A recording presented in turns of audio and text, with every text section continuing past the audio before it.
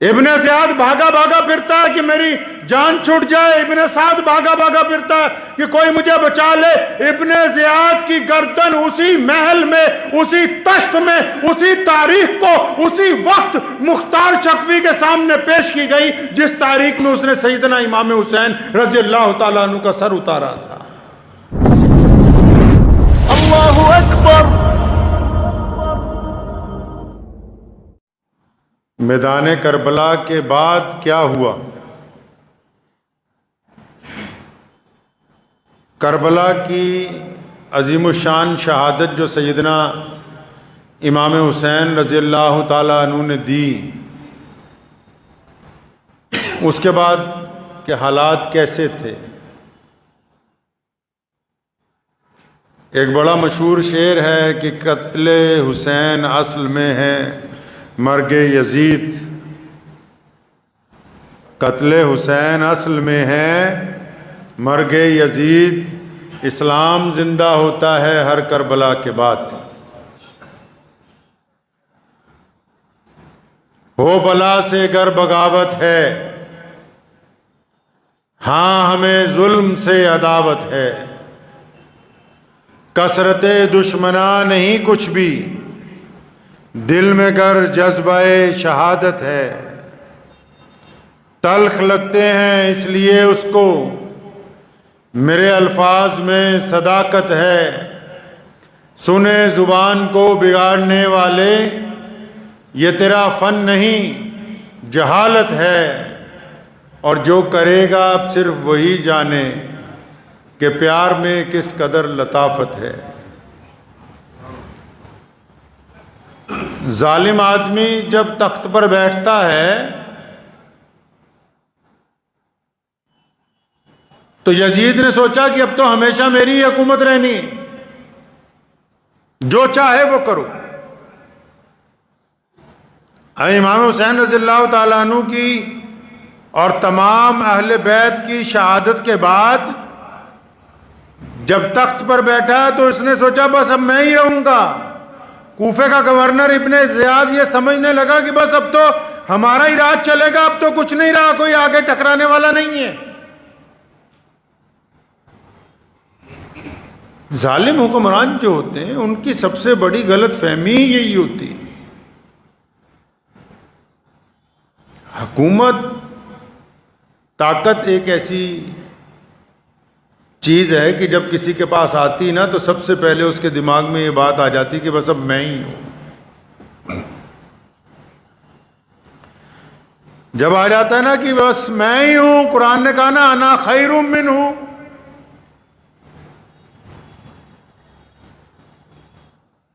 شیطان نے، اللہ تعالیٰ نے کہا نا سجدہ کرو، آدم علیہ السلام کو سجدہ تعظیم نہیں فرمایا، یا اللہ میں نہیں کرتا نا، میں تو ان سے بہتر ہوں۔ جس بندے کو میں کی ہوا لگ گئی پھر اس کو اور کچھ نہیں لگتا، برباد ہو جاتا ہے۔ قرآن کہتا ہے کہ وہ میں کرنے لگا کہ میں تو اعلیٰ ہوں۔ جب بندہ پاور میں آتا ہے نا، چاہے وہ جوانی کی پاور ہو، چاہے اقتدار کی پاور ہو، چاہے علم کی پاور ہو، چاہے حسن کی پاور ہو، میں جب سوار ہو جاتی ہے ذہن میں، جن لوگوں کی کھوپڑی میں میں گھس جاتی ہے، چاہے وہ تخت پر بیٹھے ہوئے ہوں، چاہے وہ اپنے گھر کے اندر پاور میں ہوں، چاہے اپنے محلے میں پاور میں ہوں، چاہے وہ اپنے شہر کے اندر پاور میں ہوں، چاہے وہ کسی صوبے کے حکمران بن جائیں، چاہے وہ ان کو کوئی گورنریاں مل جائیں، جس کے دماغ میں گھس گئی اس کے لیے تباہی دیوار پر لکھ دی گئی۔ اس کا زوال آنا طے ہے،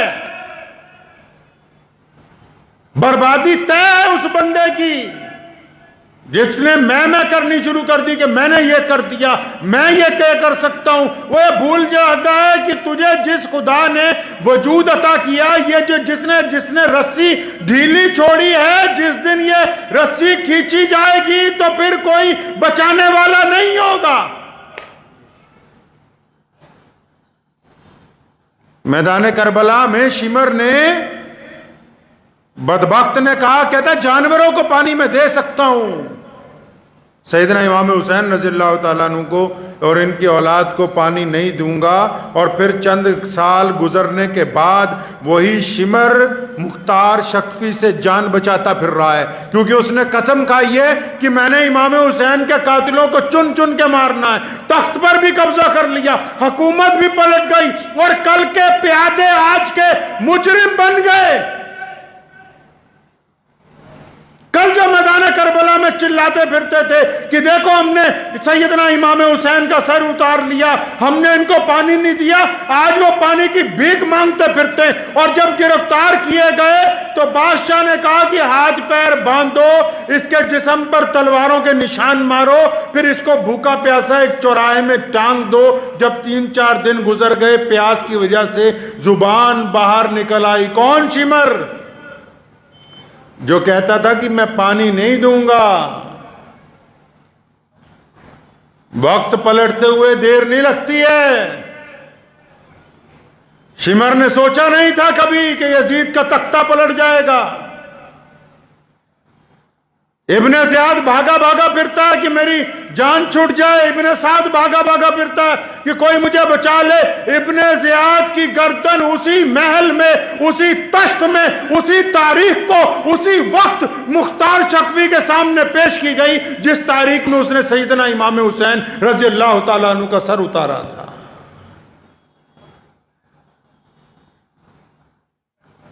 ابن سعد بھاگا بھاگا پھرتا ہے کہ میری اب کسی طرح جان بچ جائے.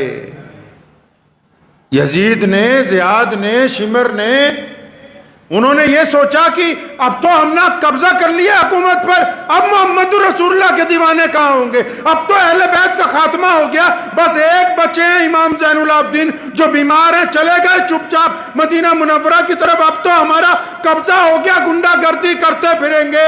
لیکن اللہ نے جو رسی ڈھیلی چھوڑی ہوئی تھی، جس دن اس رسی کو کھینچا، نہ زمین ان کے ساتھ رہی، نہ تخت ان کے ساتھ رہا، نہ فوجیں ان کے ساتھ رہی، نہ سپاہی ان کے ساتھ رہے. کیونکہ ظالم آدمی کو تو سب سے زیادہ فخر اپنی سپاہیوں پر ہوتا ہے، اپنے چمچوں پر ہوتا ہے. اور بندے کو مرواتے اس کے چمچے ہی ہیں.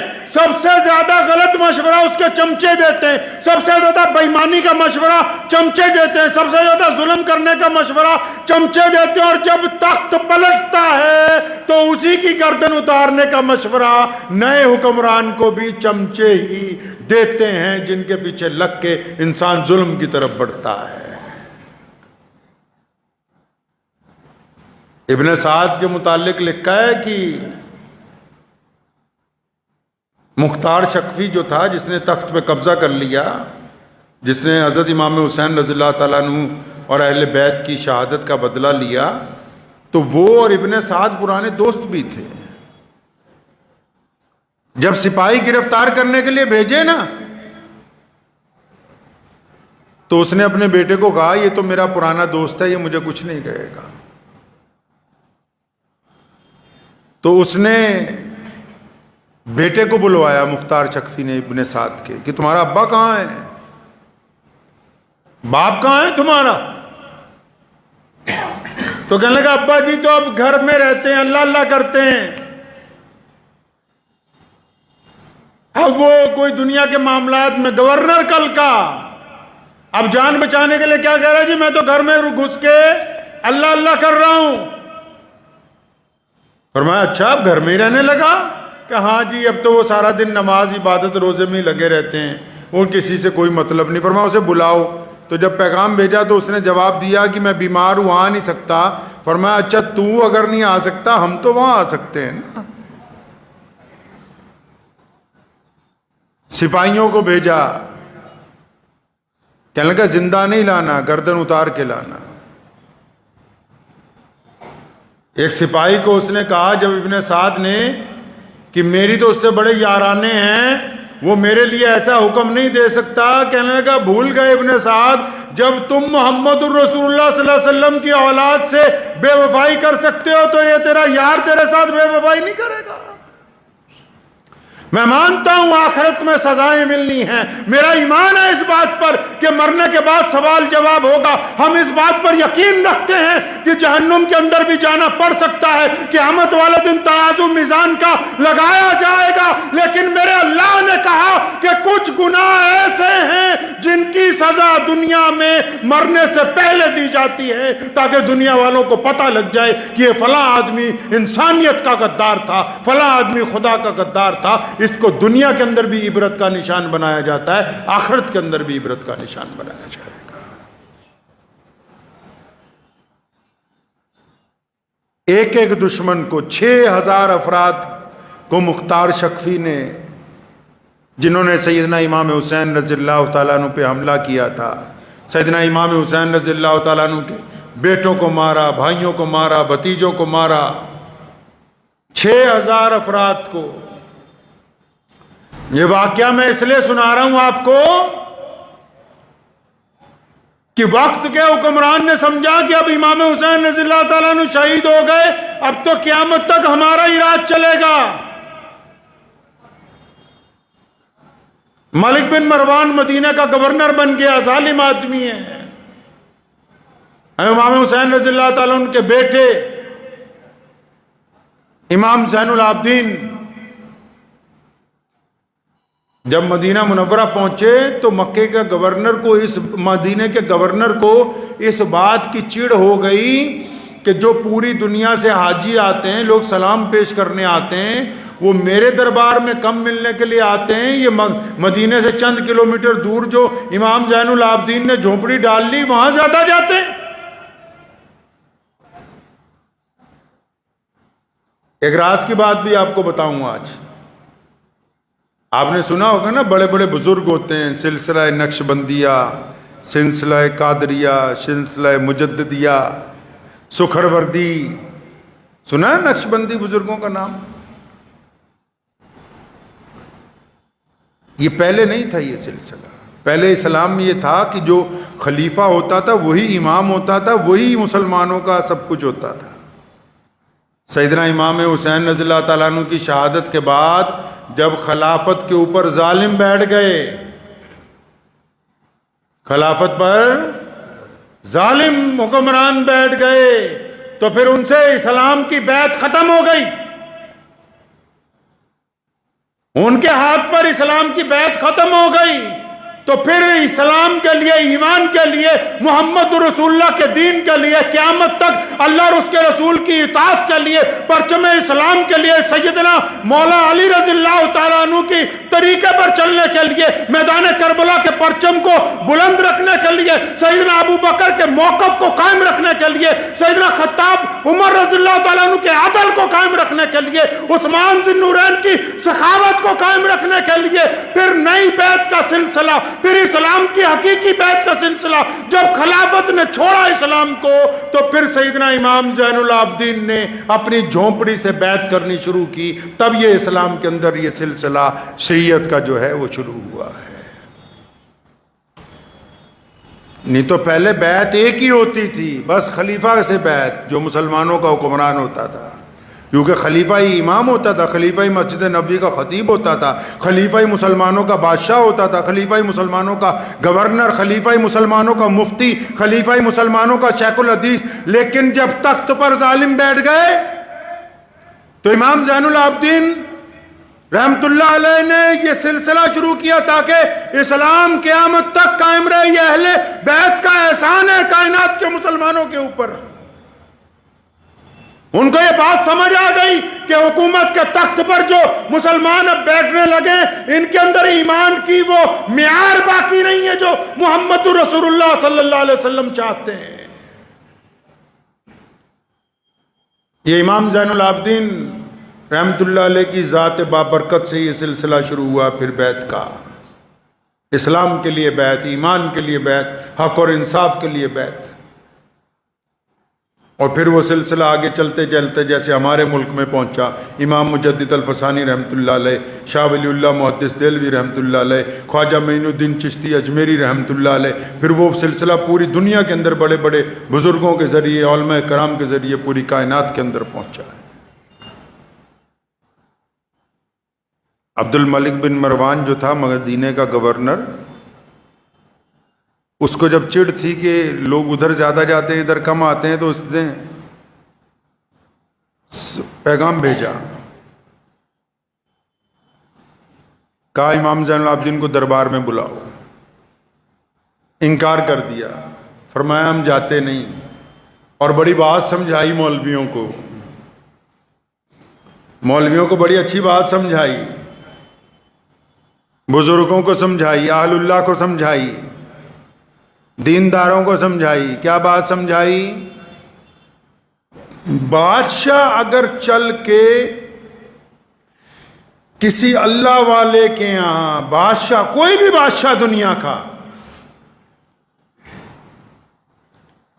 کوئی بھی مذہب، اس مذہب کا ماننے والا بادشاہ اگر اپنے بڑوں کے پاس، اپنی عبادت گاہ میں، اپنے بزرگوں کے پاس چل کر جائے گا تو بادشاہ کی عزت بڑھ جائے گی، بادشاہ کی عزت بڑھ جائے گی۔ دل کی تختی پہ لکھ کے لے جاؤ، یہ سنہری بات ہے۔ بادشاہ اگر اللہ والوں کے دروازے تک جائے گا تو بادشاہ کی عزت بڑھ جائے گی۔ اللہ والے اگر ممبر چھوڑ کر بادشاہ کے محل تک جائیں گے تو ان کی عزت خاک میں مل جائے گی۔ ان دو لفظوں میں زندگی کا راز مضمر ہے۔ فنا فی اللہ کی مظہر میں بقا کا راز مضمر ہے۔ جنہیں مرنا نہیں آتا انہیں جینا نہیں آتا۔ بادشاہ آئے اللہ والوں کے ہاں، بادشاہ فقیروں کو آئے، عزت پائے گا۔ فقیر اگر محلوں کے اندر جائیں گے، فقیر اگر بادشاہوں کے ساتھ بیٹھنے کی کوشش کریں گے تو جو عزت بنی ہوئی ہوگی وہ بھی مٹی کے اندر مل جائے گی۔ ابن زیاد کے بیٹے کو جب کہا نا مختار شکفی نے کہ بلا اپنے باپ کو، کہتا گھر میں ہی رہتے ہیں، اب تو باہر نہیں نکلتے، اللہ اللہ کرتے ہیں۔ وہ لومڑی نے ایک دن بھیڑیے کو کہا بھائی چل چل کے شکار کرتے ہیں، تو بھیڑیا کہنے لگا نہیں نہیں میں نے شکار کرنا چھوڑ دیا ہے، اب تو جو بچا کچا مل جاتا ہے بس وہی کھا لیتا ہوں۔ تو لومڑی ہنسنے لگی، کہنے لگی یہ کیوں نہیں کہتا کہ اب تو بوڑھا ہو گیا، اب تیرے میں طاقت نہیں ہے، اب تیرے پنجوں میں طاقت نہیں، اب تیرے دانت اتنے تیز نہیں ہیں، تو بڑھاپے کی وجہ سے بکری کو اپنی بہن بتاتا ہے جب بھیڑیا بوڑھا ہو جاتا ہے۔ اسی لیے تو کہا کہ عبادت، نوجوانوں کی عبادت اللہ کو زیادہ پسند ہے، اور پھر وہی نوجوان اگر بوڑھے ہو جائیں تو ان کی عبادت 4 گنا زیادہ اللہ کو پسند ہے۔ کہ ساری زندگی انسان بھیڑیا بنا رہے اور آخری وقت میں آ کے بولے کہ نہیں اب بکری میری بہن ہے، اب تو میں ساری زندگی اللہ اللہ کروں گا، تو اس کا مطلب کہ وہ مجبوری کے اندر اللہ اللہ ہو رہی ہے، جس وقت اللہ اللہ کرنے کا تھا اس وقت تو اللہ اللہ کی ہی نہیں۔ تو امام زین العابدین جنہوں نے مولا علی رضی اللہ تعالیٰ عنہ کرم اللہ وجہ کی گود میں تربیت پائی ہے، جنہوں نے اپنے چچا سیدنا امام حسن کے ساتھ رہ کے دین کو سیکھا ہے، جنہوں نے کربلا کے میدان میں اپنے باپ کی، اپنے بھائیوں کی، اپنے ساتھ کے لوگوں کی جنازوں کو اٹھایا ہے، جب زبردستی خلیفہ نے اپنے دربار کے اندر بلایا، بیڑیاں پہنا دی، دوبارہ بیڑیاں پہنا دیں، ظلم کم نہیں کیا منافقوں نے۔ ایک بات بتاؤں تمہیں مسلمانوں، دنیا کے اندر کوئی طاقت ہی نہیں ایسی جو اسلام کو کہیں شکست دے سکے۔ مسلمانوں نے ہی اسلام کو جب نقصان پہنچایا تبھی یہ لشکر رکا ہے، ورنہ کائنات میں کوئی ایسی طاقت نہیں آئی آج تک۔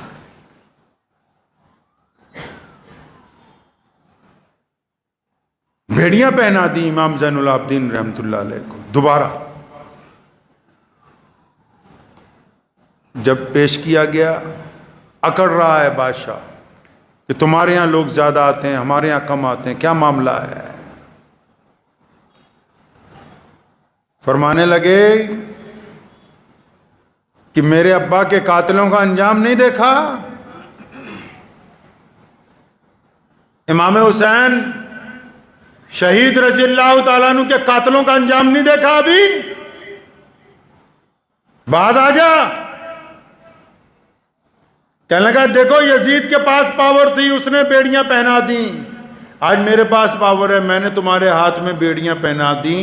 یہ روایت گرچہ ضعیف ہے لیکن بعض روایتیں ایسی ہوتی ہیں کہ جو انسان کا ایمان تازہ کرتی ہیں. حضرت لکھا ہے امام زین العابدین رحمۃ اللہ علیہ کے پیروں میں ہاتھوں میں بیڑیاں ڈالی ہوئی تھیں, اور جب بادشاہ نے کہا نا کہ دیکھو ہمارے پاس طاقت ہے, ہم نے تمہارے بیڑیاں پہنا دی ہیں, تو غور سے اس کی طرف دیکھا اور فرمانے لگے اللہ.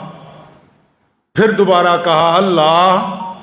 جب تیسری دفعہ کہا اللہ تو ساری بیڑیاں دھاگوں کی طرح ٹوٹ کے پاؤں میں سے, ہاتھوں میں سے, کمر میں سے ٹوٹ کے ساری کی ساری زمین پر گر گئیں. اور فرمایا بن مروان آج سن لے, کان کھول کر ایک بات, کہ ہمارے پاس طاقت تب بھی تھی, طاقت آج بھی ہے.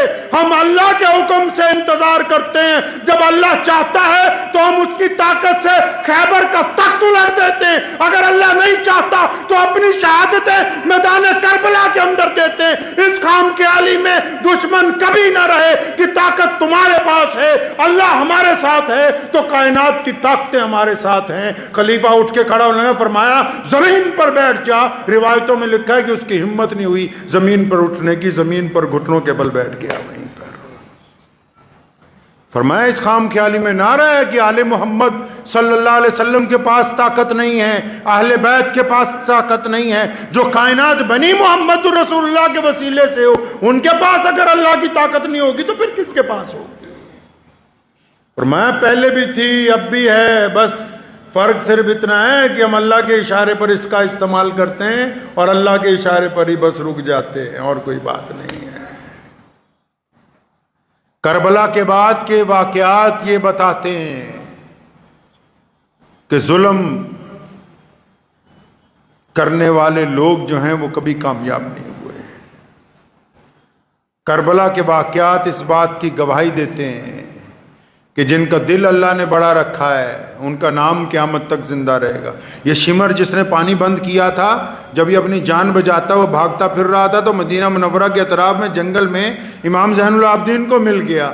پانی مانگا, پیاسا تھا بہت, انہوں نے پانی پلایا. پانی پی کے کہنے لگا لگتا ہے آپ نے مجھے پہچانا نہیں. اور فرمایا یہ کیسے ہو سکتا ہے, تو نے میرا پورا خاندان قتل کر دیا, میں تجھے نہ پہچانوں. فرمایا پھر بھی پانی پینے کے لیے دیتے ہو. فرمایا وہ تمہارا ظرف تھا کہ تم نے ہم پر پانی بند کیا. یہ آل رسول کا ظرف ہے صلی اللہ علیہ وسلم کہ ہم دشمن کو بھی پیاسا نہیں رہنے دیتے. ظرف کی بات ہے, ہاں کس میں کتنا ظرف ہے صفائی سے کھل گیا. یہ راز ایک ذرا سی لڑائی سے کھل گیا. جو اعلیٰ ظرف کے لوگ ہوتے ہیں یاد رکھیں, دل کی تختی پہ لکھ کے لے جائیں, جو اعلیٰ ظرف کے لوگ ہوتے ہیں ان کی جب آپس میں بھی بحث ہو جائے, گفتگو کے اندر ان کا مزاج گرم ہو جائے تو وہ گندی باتیں زبان سے نہیں نکالتے, وہ کسی کو گالی نہیں دیتے, کسی پہ اپنا احسان نہیں جتاتے, کسی کی بے عزتی نہیں کرتے. ان کے اصول ہوتے ہیں میدان کے اندر بھی, بحث و مباحثے میں بھی, دشمن کے ساتھ بھی اصولوں کے ساتھ پیش آتے ہیں. یہ نہیں کہ اگر ذرا سی ناراضگی ہوئی تو احسان جتانے لگے کہ اچھا فلاں سن میں تجھے کپڑے لے دیے تھے, فلاں سن میں تیرے گھر میں مدد کر دی تھی, فلاں تیرا بچہ پھنس گیا تھا تب میں نے نکلوا دیا تھا. جو خاندانی لوگ ہوتے ہیں, اور خاندانی لوگ پیسے والے نہیں ہوتے, خاندانی روایتیں خون سے چلتی ہیں. لوگوں کی آنکھوں کی شرم و حیا اور زبان کی نرمی اس بات کو طے کرتی ہے کہ ان کے ماں باپ کس معیار کے تھے. امام حسین رضی اللہ تعالیٰ عنہ کی شہادت نے یہ دین ہم تک قائم رکھا ہے. اس بات کو ذہن نشین کر لیجئے آپ لوگ.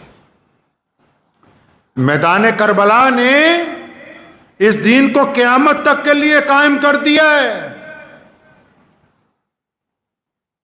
کربلا میں جو امام حسین رضی اللہ تعالیٰ عنہ کی استقامت ہے, ان کی جو جرت ہے, ان کی جو وہاں پر بڑی بڑی طاقتوں سے ٹکرانے کی طاقت ہے, اس نے قیامت تک کے لیے مسلمانوں کو استقامت عطا کی ہے, دین کو زندگی عطا کی ہے.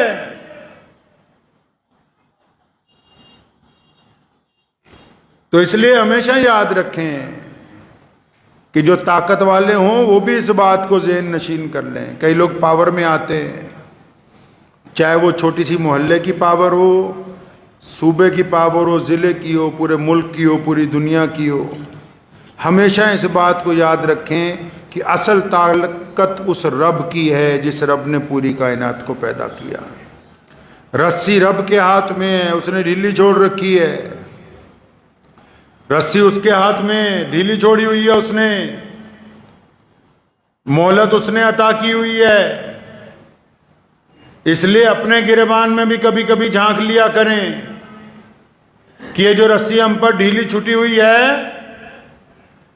تو اس کا فائدہ اٹھا لیں، اس سے غلط کام نہ کریں، ظلم سے باز آ جائیں.